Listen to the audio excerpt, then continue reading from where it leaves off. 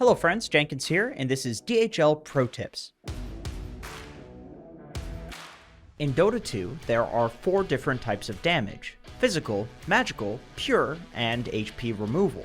Physical damage is done by every hero's auto attack, as well as a few spells such as Alchemist's Acid Spray and Dazzle's Poison Touch. Physical damage is mitigated by many other stats, including armor and damage reduction, as well as evasion and damage block, so long as the source is an auto attack. Physical damage is usually the damage type that carries build for to scale into the late game. This is entirely due to the fact that auto attacks are only limited by attack speed and raw damage, both of which can be easily purchased via items. Magical damage is done by most of the spells and items in the game, and it's mitigated by magic resistance and damage reduction.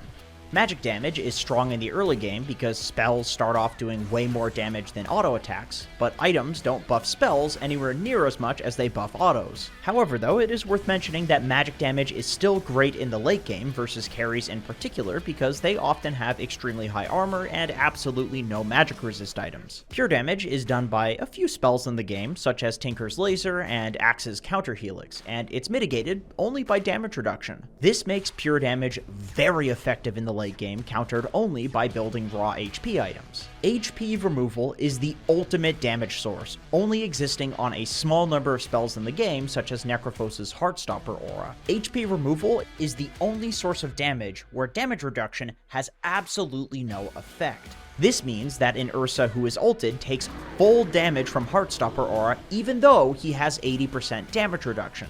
It's also worth noting that in the past few years, damage type was separated from spell immunity piercing, meaning that just because a spell does pure damage like Tinker's Laser, it doesn't necessarily mean that it goes through spell immunity.